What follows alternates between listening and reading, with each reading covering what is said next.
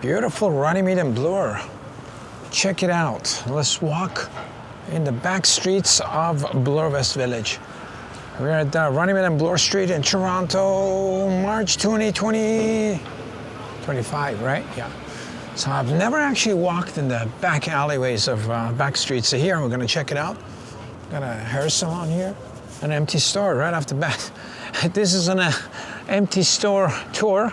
Like we had a film of Queen Street the other day. Tons and tons of stores that were shut down. This is a gorgeous building. This is an architectural tour of the area. This is an absolutely gorgeous apartment to live in. The bus is coming. Sorry, not in service. These are pretty interesting apartments. Very 1970s, that one. I bet you the apartments are massive in there. You can already tell, like the living rooms are pretty big. On this side of the street, you got your typical Canadian houses. This would be, I think, Runnymede, right? Yeah, Runnymede.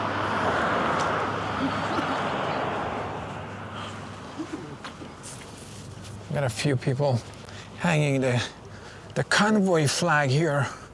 They decided to join up with the convoy finally 5 years later, no, 3 years later, right? The Toronto convoy was, Freedom Convoy was about 2022 when Canadians came together. So these guys decided to join a convoy a few years. I love it. Oh, very kind of a neat street, isn't it? Cool houses.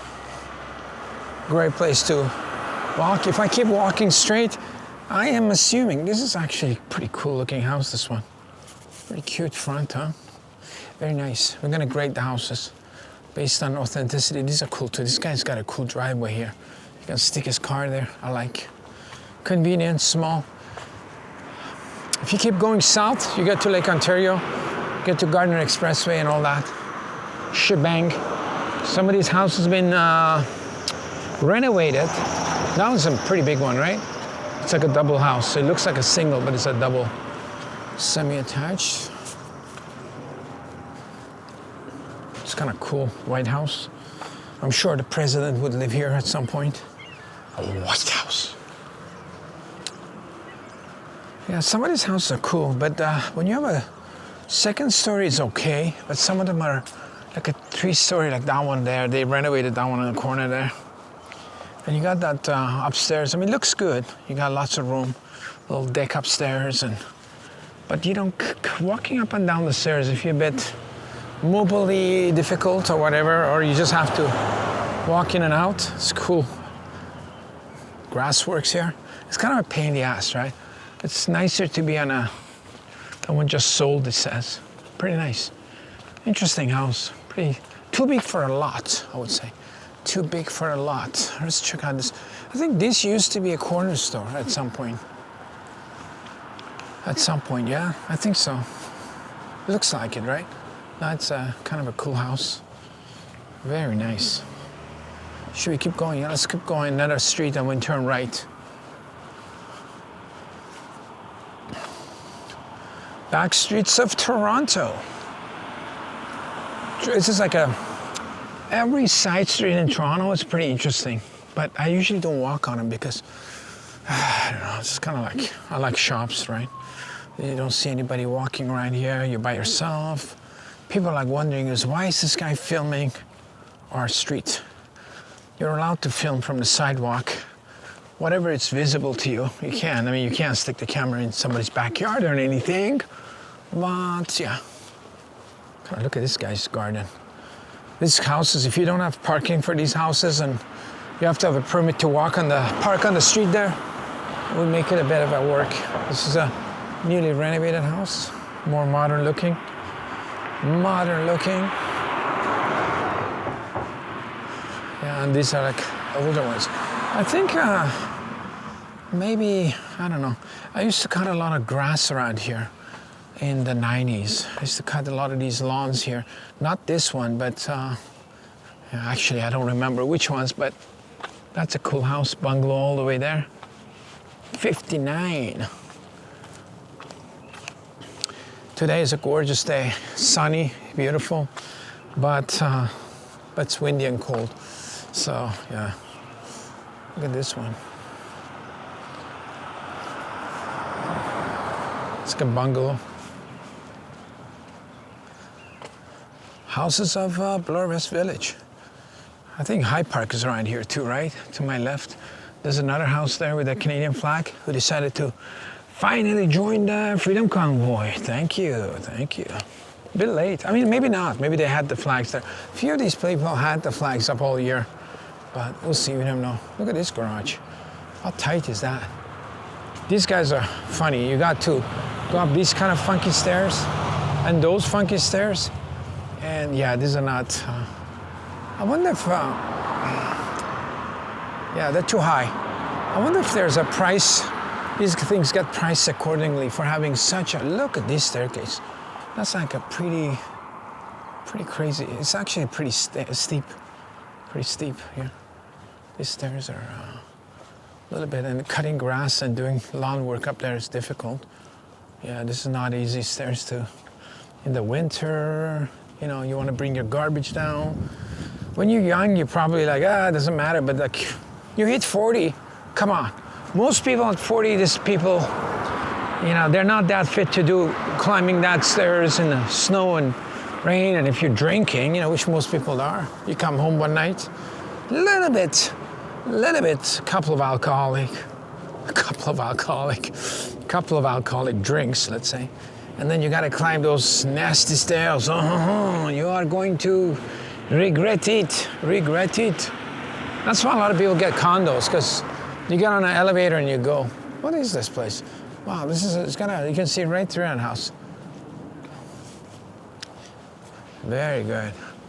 A lot of the modern houses, like that gray one there, they have big windows and no curtains, so you can see their dining room. I can see their dining room from here. It's a new fashion thing. I know when I went to New York City, I was really paranoid because I was just, these are cool houses actually, I like them. Look how small these are. Number 10, this one is cool, very small. I like the look of these two. When I went to New York City, my apartment was on the second floor across this bar. And yeah, and then I was like, wow, people can see right through my bedroom. Like they can, like when I'm sleeping there, people can watch me sleep. At first I was like, I don't know if I like this, you know, I'm doing my work on a computer, editing and films, and these people are like, they can just look in my place. But nobody did look into my place. I was like, why aren't they looking into my place? I realized most of these apartments in New York City, you can kind of look in there and you can say that nobody cares. And then I realized people in my building, they were just like the people in the basement, people just like had the windows open and they didn't even bother hiding because this is Runnymede Road, ends here. I guess this is the end of it, I'm not sure. Let's go this way. And they don't really care. They didn't care if people looked in there. It was just like a thing, it was like normal. Whereas in Toronto, growing up in Toronto, people had a lot of, make sure your curtains are down so nobody can sneak in, all that kind of stuff. Look this side too, good, no cars. Funky park, coyotes. I saw a coyote the other night on the highway, on a road, on one of the highways around the park, like I guess like side streets, something like that, not the highway, but it's like a cool park here. And yeah, I was just like, I flashed him with my lights, nothing. I flashed him with my flashlight, nothing. I think it was lost. So it's kind of like, I was like, wow. I was like wondering if any cyclists or, you know, pedestrians come by, nobody came by. So I followed him a little bit on the road and he just, I guess he went back to the park. Very interesting. Here we are, this is the park. I like this artwork here, nice.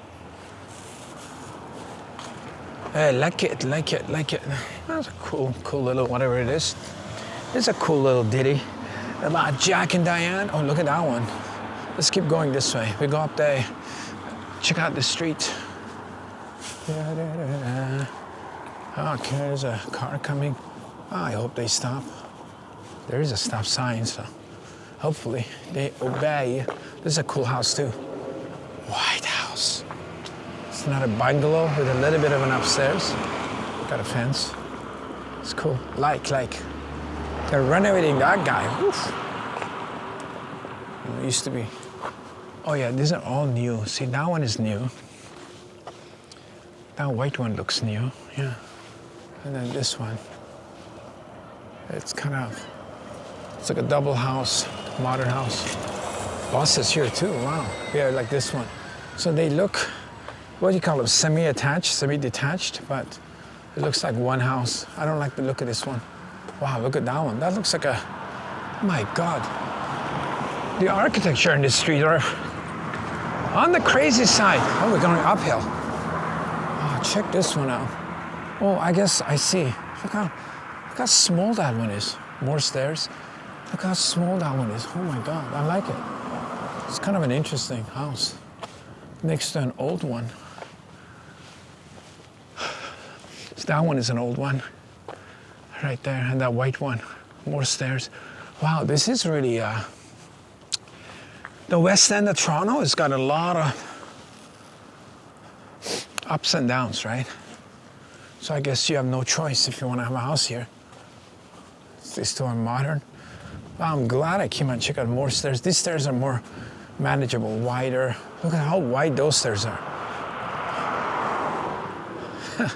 I bet you the architect was just like, oh my God, I can't believe we have to have 50 stairs to the front door. What do we do with it? Look at those. And the architect's like, I know, we're gonna make them wide. We're gonna put them part of the design of the building. What is this? It's not a Tesla, is it? No, it's a Nissan, huh? Good thing, everybody's still dumping on Teslas. They're burning the cars and scratching it everywhere. According to statistics, about 40 to 50% of Tesla owners are Democrats. And they're burning their own cars down. I mean, how's that even, like what kind of a, how much of a, this is a cool house. How much of a brainwashing you gotta suffer to damage your own team's cars? Look at this tree, oh my God. I love this one, huh? Like imagine, so out of every other Tesla, one belongs to people who are democratically minded. No, they're on the Democrats. They're on the lefty. What am I saying? They're on the lefty. So if you damage a Tesla, chances are you're damaging a car that belongs to one of your fellow people who thinks like you. It's probably a nut job too, just like you. That's funny. This one is sold over the asking. Wow. We're asking $1 million. Oh, we're gonna give you 10 million. Okay, why not? Anyway, so I find the news fascinating, how people switch from one side to the other as soon as the news tells them to. I just think it's hilarious. It's really interesting, and I like to make more vlogs about it when I remember. But like, it's amazing. People go from loving EVs to hating EVs, like overnight. Look at this area. This is another, is that an alleyway? Yeah, it's like a, it looks like, yeah, it is an alleyway. What a gorgeous area. Beautiful. Beautiful, yeah. So whenever you see yourself going from one end of the scale to the other end of the scale in a short time, time matters, right? So if you go from not liking EVs to liking certain EVs, like it takes you 10 years, you're like, makes sense. You know, I didn't ever used to like BMWs when growing up. I used to hate them. Just hate them, I hated them. I thought they were ridiculous. Then slowly, it took me like 30 years to like them. It's like, maybe they're good cars, I don't know. And then, that makes sense, but if you go from liking some car brand to hating it within matter of like days, and especially if it's in the news, like they're talking about in the news saying, oh, it's a terrible car, or the owner is crazy, or it's not reliable. Suddenly they say it's not reliable. It's a sketchy business. I remember growing up, there was this Suzuki SJ Samurais. They were like a copy of an American YJ Jeep. And they were very popular in Canada. And the reason they were popular was they were excellent for off-road. And they were durable. They never broke down. They were the most reliable car you could have. Simple, cheap on gas. That one looks cool. And what happened was, out of nowhere, I like these X ones too, old school. I mean, old school, they're about 10 years old. They look nice. The more modern they get, the more hideous they get. So out of nowhere, the Consumer Reports hit them saying, they're dangerous, they roll over, they're dangerous, they're dangerous. Well, I mean, they were an off-road vehicle, they weren't for the highway, had a high center of gravity. Of course it would roll over if you turned the steering wheel around and put extra weight on it. And the car was very light. So overnight, they destroyed the sales of this vehicle in Canada. And overnight, everybody hated this car. It was bad about it, just like what's happening with Tesla, but not so political. But maybe was it? Probably. Why? Because they were eating into sales of American Jeeps.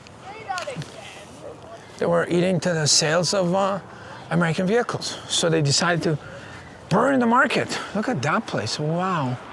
That's somebody's backyard. It's got massive cool stuff. Wow, that's a cool place. Stealth camping. Here we come. Yeah, oh, look at that guy's backyard. It looks like some guy's backyard. Got swing sets, massive, everything. Like, it's a great place to hunker down. This guy's doing exercise, doing hill climbs, a little bit more on a super slick bike. Yeah, anyway, so, yeah, overnight, oh my God, if you drove a Suzuki Samurai overnight, people are like, oh my God, you're driving the most dangerous vehicle. I was driving this car for 6-7 years, I had no problems with it. Out of nowhere, it became a bad car. In a few years, it got discontinued. You couldn't even buy it anymore in Canada because it was done. But the thing was, the car was about $12,000 loaded, if you got a loaded one, you know, with all the bells and whistles and extra off-road package and all that stuff. And gorgeous tree. And you know, it was a decent ride and it burned barely any gas. And the maintenance on it was excellent. So as a student, first time car, and it was a fun car, okay? You could take the top off, and it was like a Jeep. So they got rid of it. Overnight, it went from being an excellent, popular car to nobody wanted to even touch it. And I was owner of one of these cars, and I was like, I don't see any problem with it. I mean, you can't, I mean, it's a Jeep. You can't go high speed around the corner and do James Bond maneuver with it like a sports car. I mean, that's obvious, right? It's a high center of gravity. It's an off-road vehicle. But I noticed that, wow, they can really get on the news and destroy a brand or a person or anybody. I was like, wow. And once you're involved yourself in it, you know, like, you know, I had the car. I believe they call that Gilman syndrome or Gilman's theory or something like that, like Gilman. So you already own the car, you have no problem with it, you don't want to tip it, you've never tipped it. The news comes and says a bunch of crazy things about it, and everybody believes it, but you're like, I don't think so, this car is excellent. Here we are, I don't know what street is this. It says South Kingsway, wow. Oh, there's another convoy supporter right across the street, thanks for coming out. And a canoe, must be the real one. Canoe and a Canadian flag, makes it super convoy, here we go. So we're gonna head maybe south to the water, maybe not, maybe north, but we're gonna finish the ride here at South Kingsway. Thanks for watching. We're gonna catch you in the next film, Morningside. That's where we were on, Morningside. Beautiful.